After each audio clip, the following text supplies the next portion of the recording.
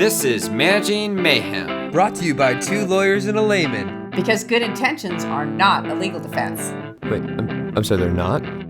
Okay, well, let's get going then. Hello and welcome to Managing Mayhem with Patty, Jeff, and Jack. What are we talking about today? I really don't want the small talk. I just want to get into it. No question. Business. We are talking about rage applying. It is a trend in 2023. Okay. Does it sound like trend? Does it sound like what it is? Yes. What is it?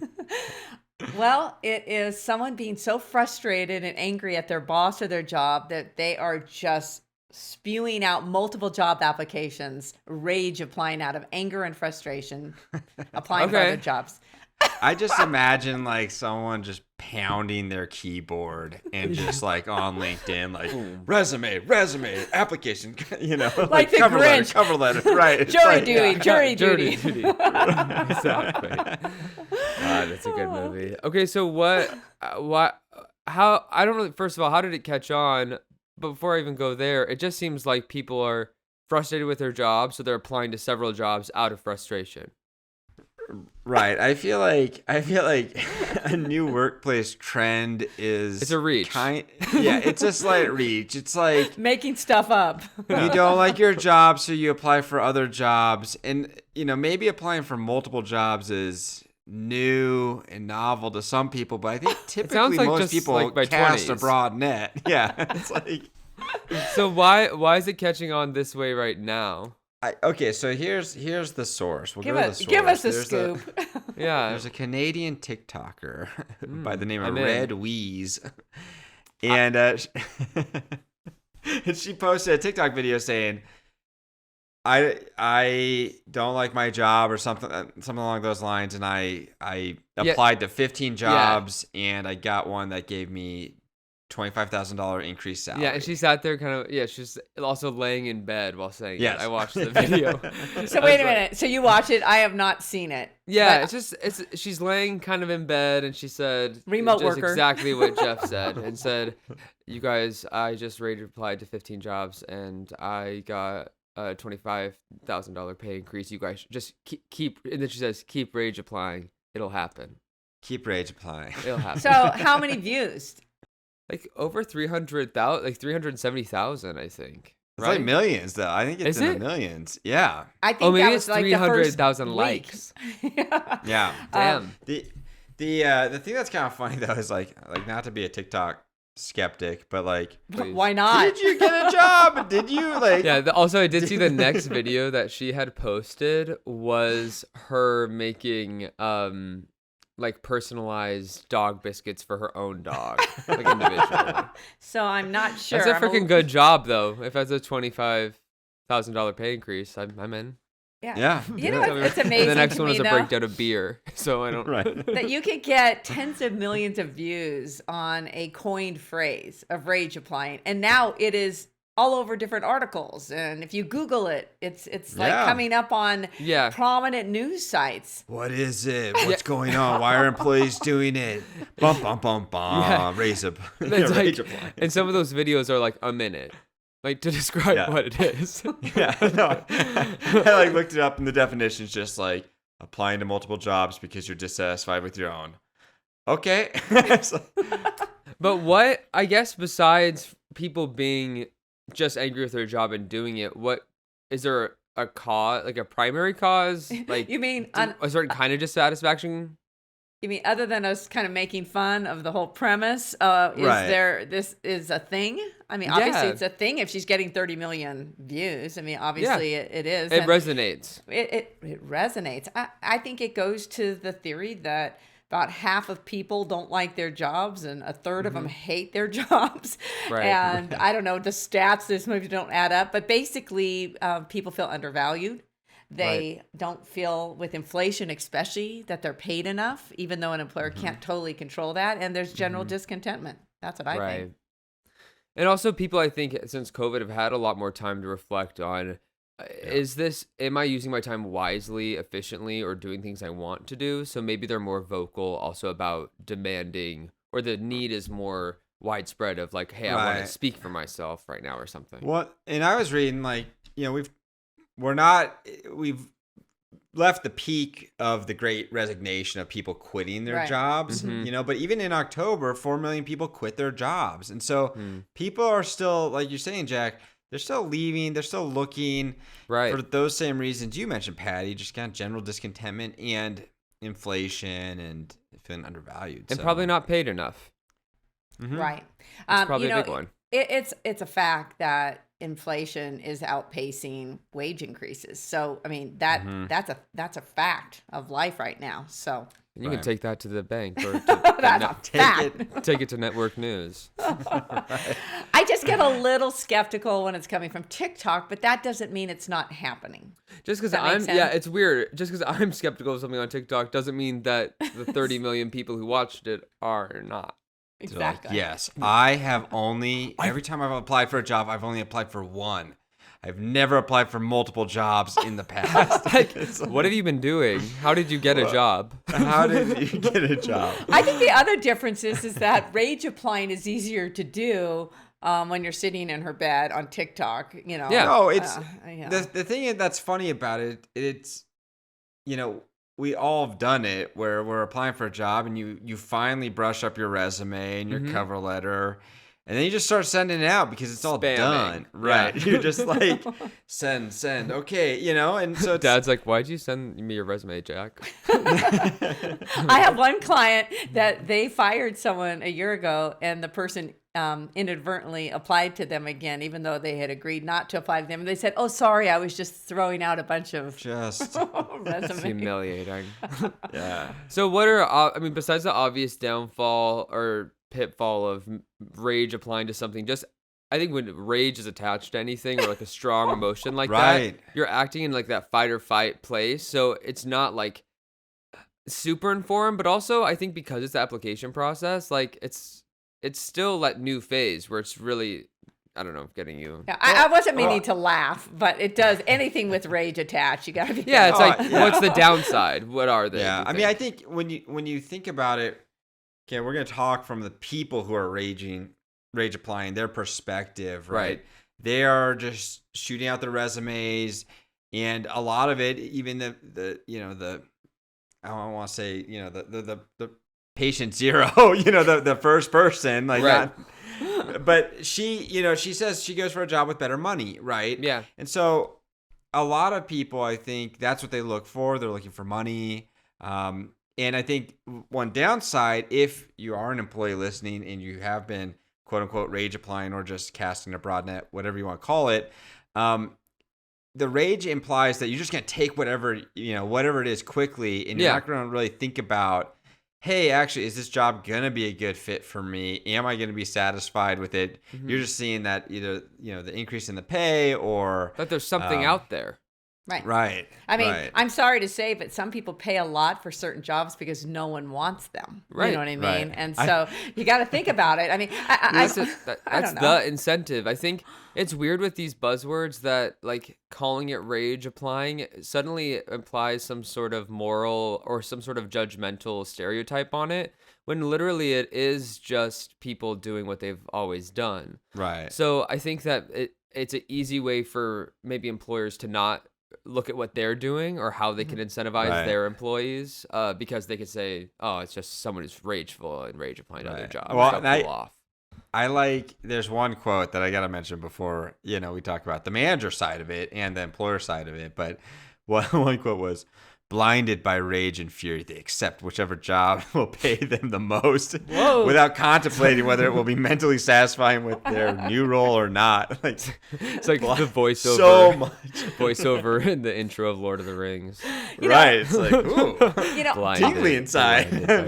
Also, I think most people would acknowledge that sometime in their life they've done something out of rage and they probably regret it, whether it's a drunk text to an ex, whether sending an email burner late at night when it sounds. So I think anytime rage is involved, and obviously in this case maybe a cooling off for that person before they do it, keep in mind that it might get back to your boss as well. So you might want to think about it before you do it. Okay. So. Absolutely. So how do managers address rage applying?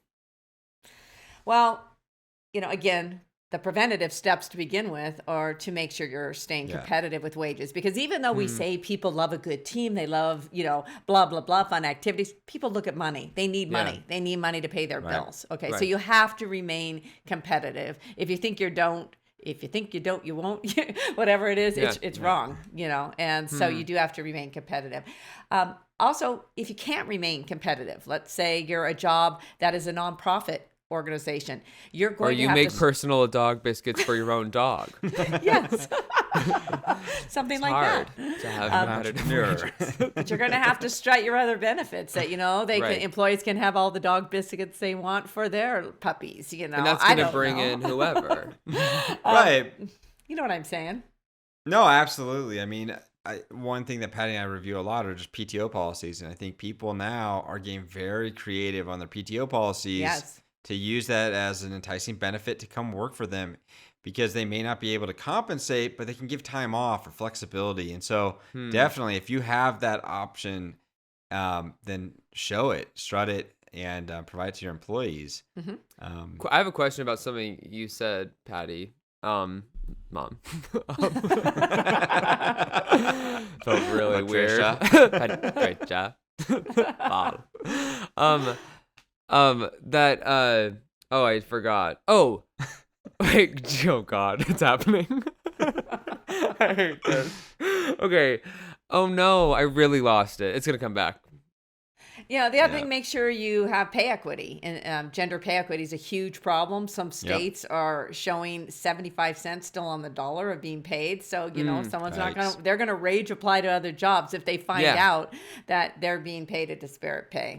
So I remember. My question is, if your boss found out that you were just sending out resumes and stuff, could you get in trouble from them? Yes, you could be fired. Is that right? Yes. Most, other than Montana, most employment situations are at will, meaning that you can terminate employment without any reason, no reason. But I think it's clearly a reason that first of all, if you're doing it on the clock, then that's a major problem. It's a violation of your policies. You're misusing possibly company equipment. So yes. Right. And also a lot of companies require loyalty. And if they think you're not loyal or they're concerned about confidential information being leaked to another company that you're applying for, they're going to fire you. So it is a huge risk to rage apply. You could lose your job. You might not care, but that is a manager does have that tool. Right. So maybe it warrants a conversation before you start rage applying, just because that might be, you might actually get what you need out of the company you're at before sending a bunch of stuff out and then losing your current job. Absolutely. The other thing I've seen, and this was kind of part of the rage applying prong, is they're not only looking for other jobs with more pay, people are looking to leverage that to their current employer to get a raise, saying, hey, I got this offer here. They're going to pay me 10 grand more. What are you going to do? I'll go to them unless you can offer me more, I hate that. I hate that. I do. I've sent my resume to my aunts and uncles, and they've all offered me places to stay and live. What are you going to offer me? Room and housing. What can you do? In Florida. You pay my rent? In Florida. I don't want anyone managing in fear of losing people or under an ultimatum. Right. It's kind of like this, like every action movie where the president comes out and it's like, we don't negotiate with terrorists, you know? Yeah. Air Force One in particular. It's a very stunning speech. Go watch it on YouTube. Oh my God. I don't have to. Rob, your dad, he likes to watch that movie all the time. Sometimes he'll just watch that speech. I'll catch him on YouTube. Can I just give him the clips? I don't want to watch a 2-hour movie for that. It's a great speech and a great movie, and everyone should go watch it. And also Independence Day. If you haven't watched that one in a while, check it out. Yeah. The president has a great speech. The OG, yeah. If you're not crying and inspired, I don't know what to tell you. I'd rather see him in While You Were Sleeping. I'm sorry, But what is that actor's name? The dad in Casper. I'm drawing a blank. No clue. Okay, what were you gonna say? Okay, so going back to that, what I hate about this is I hear it from companies all the time, like, Patty, hurry, get a contract, draft an offer for us because they have 5 other offers. Right. Okay. No. Where is their offer? If they have an offer, have them bring it in and show it to you. Show me the money. Show me the money. Yeah. The girl on the TikTok, I'm going to be honest, was not showing us really any receipts. Was she She really wasn't- making she- dog biscuits? The next video was that. Hey, that can be profitable, but that's not Yeah. a job with an employer with a 25,000 increase. Probably she's selling them.